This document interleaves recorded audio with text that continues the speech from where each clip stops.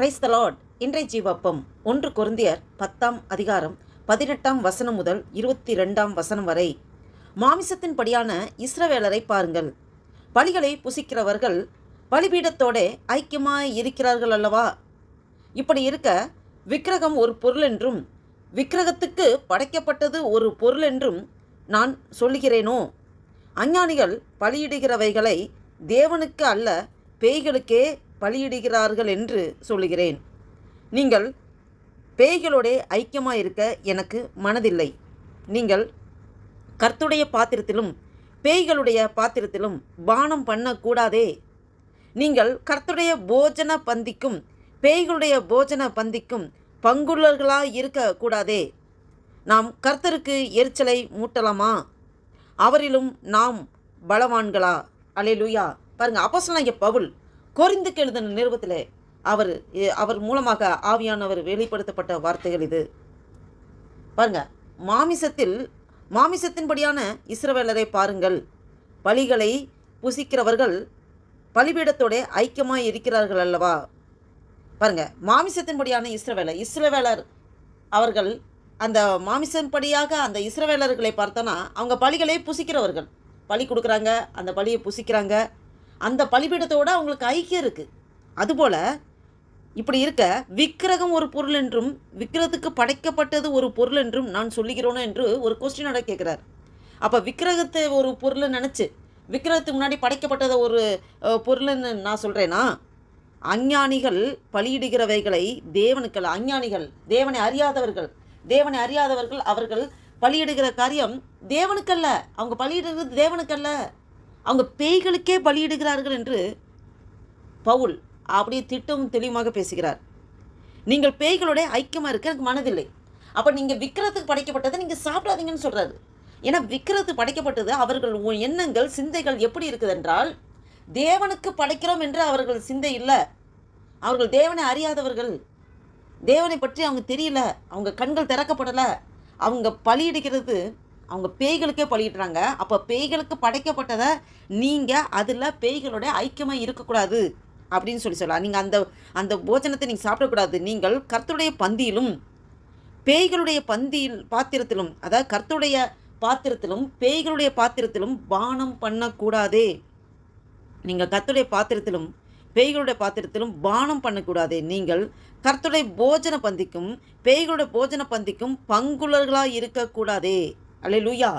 பாருங்கள், கர்த்தருடைய பாத்திரம் மாதிரி பேய்களுடைய பாத்திரம், அதில் நீங்கள் பானம் பண்ணக்கூடாதுன்னு சொல்கிறாரு. அதே மாதிரி நீங்கள் கர்த்தருடைய போஜன பந்திக்கும் பேய்களுடைய போஜன பந்திக்கும் பங்குள்ளர்களாக இருக்கக்கூடாது. நீங்கள் பேய்களுடைய போஜன பந்திக்கு பங்குள்ளர்களாக இருக்கக்கூடாது. நீங்கள் அதில் போய் ஐக்கியப்படக்கூடாது. ஆண்டவர் இதை சொல்லிட்டு நாம் கர்த்தருக்கு எரிச்சலை மூட்டலாமா? அவரிலும் நாம் பலவான்களா? கொஸ்டினோட கேட்குறாரு. கர்த்தருக்கு எரிச்சல் மூட்டுகிற காரியம் விக்கிரக ஆராதனை செய்கிறது. விக்கிரகத்தை தேவனை வைக்கிற இடத்துல வேற எதை வைத்தாலும் விக்கிரகம்தான். அப்போ ஒரு விக்கிரகம் அது தேவனுக்கு கொடுக்க வேண்டிய கனம் துதி மகிமையை கொடுக்காமல் அந்த இடத்துல விக்கிரகத்தை வைத்து அதற்கு பலியிட்டு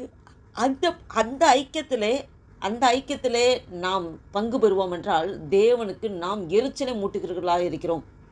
பாருங்க, அவரிலும் நாம் பலவான்களா? நம்ம என்ன பலவான்களா? நம்ம என்ன அவ்வளோ ஆண்டவரே எதுக்கிறதுக்கு நமக்கு பலன் இருக்கிறதா? கொஸ்டினோட கேட்குறா. இதை கேட்டுக்கொண்டு நண்பு தேவ பிள்ளைகளே, நம்முடைய இந்த வாழ்க்கை பயணத்திலே நாம் எதை முன்வைக்கிறோம்? நம்ம யாரை முன்வைக்கிறோம்? தேவனுக்கு கொடுக்க வேண்டிய கணத்தை கொடுக்குறோமா? தேவனுக்கு கொடுக்குற துதியை கொடுக்குறோமா? தேவனுக்கு கொடுக்குற மதிப்பை கொடுக்குறோமா? தேவனுக்கு எப்போதும் நன்றி செலுத்திக்கிறோமா? புசித்தாலும் குடித்தாலும் எதை செய்தாலும் கர்த்தருடைய நாமத்தின் மகிமைக்காகவே செய்யுங்கள் என்று சொல்லப்பட்டிருக்கிறது. அப்போ தேவனை முன்வைக்கிறோம். நம்ம வாழ்க்கையில் தேவனை முன்வைக்கிற இடத்துல மனிதர்களை முன்வைத்தாலும் அது விக்கிரகம்தான். பணத்தை முன்வைத்தாலும் விக்கிரகம்தான். சொத்து பத்து அந்தஸ்து நான்கிற பெருமை, நம்மளுடைய வேலை உயர் பதவி, இதெல்லாத்தையும் நாம் முன்வைத்தால் அதெல்லாம் விக்கிரகம்தான். ஆண்டவர் அதை அருவருக்கிறார். தேவனுக்கு எரிச்சல் மூட்டுகிற காரியம் என்னவென்றால் விக்கிரகத்தை சார்ந்து இருப்பது. விக்கிரகத்தை சார்ந்து அதனோடு ஐக்கியப்பட்டிருக்கும் போது தேவனுக்கு எரிச்சல் மூட்டுகிற காரியமாக இருக்கிறது. நம்மளை நாமே ஆராய்ந்து பார்ப்போம். ஆண்டவர் நாம் அப்பா பிதாவை என்று கூப்பிடுகிற புத்திர சுவிகாரத்தை நான் கொடுத்திருக்கிறார். அவருடைய பிள்ளைகளாக நாம் இருக்கிறோம். எப்படி பிள்ளைகள் தாய் தாப்பனுக்கு கீழ்ப்படிந்து நடக்க வேண்டும் என்று இருக்கிறதோ அதே போல் நமக்கு பரம தகப்பன் ஆண்டவர், பிதாவானவர், பிதா, குமாரன், அப்போ பரிசுத்தாவி நமக்குள்ளே வாசம் செய்கிறார். அப்போ தேவனுக்கு பிரியம் உண்டாக்குற காரியமாக நாம் நடந்து கொள்கிறோமா? நம்மளை நாமே ஆராய்ந்து பார்ப்போம், ஒப்புக் கொடுப்போம், அர்ப்பணிப்போம். இதை கேட்டுக்கொண்டிருக்கிற நண்பு தேவ பிள்ளைகளே, இந்த சிந்தையோடு ஒரு புதிய நாளைக்குள்ள ஆண்டவர் நம்மளை நடத்தி கொண்டிருக்க தேவனுக்கு நன்றி செலுத்தி ஆண்டவர் நோக்கி பார்த்து ஜெபம் செய்வோம். ஹல்லேலூயா. நன்றி தகப்பனே, நன்றியோடு துதிக்கிறோம் ஆண்டவரே. துதிகளை மத்தியில் வாசம் செய்கிற தேவனே, உம்மை நன்றியோடு துதிக்கிறோம் ஐயா. அல்பா ஒமேகா மன்னரையும் துதிக்கிறோம், ஆதி அந்த மன்னரையும் துதிக்கிறோம், சர்வ சிருஷ்டிகளை வியாபிகரையும் துதிக்கிறோம். அப்பா மகிமையின் தேவனையும் துதிக்கிறோம், கிருபையின் தேவனையும் துதிக்கிறோம். அல்லேலூயா. அப்பா நன்றி தகப்பனே, இந்த வாசித்த வேத வசனத்தின் மூலம் எங்களோடு நீர் ஆண்டவரே இடைப்பட்டீரப்பா. நன்றி தகப்பனே. ஆண்டவரே அப்பா ஸ்தோத்திரம். எங்கள் ஒவ்வொருவரே ஆண்டவரே உமக்குகந்த பாத்திரமாக ஆண்டவரே நீர் எங்களை உருவாக்கி வணைகிற கிருபைக்காய் ஸ்தோத்திரம்.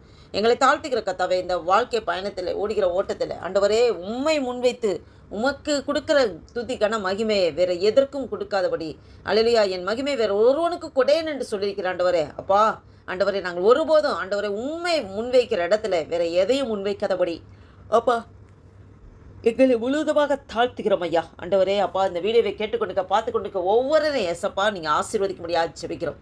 நன்றி தகப்பனே. இந்த 2026 வருஷத்தின் அப்பா 2வது மாதமாகிய பிப்ரவரி மாதத்தின் ஆண்டவரே அப்பா ஸ்தோத்திரம் கத்தாவே. ஹல்லேலூயா. 18ஆம் தேதியை காண கிருபை செய்த தேவனே உமக்கு கொடான கொடி ஸ்தோத்திரம் ஆண்டவரே. நன்றி தகப்பனே, நன்றி தகப்பனே.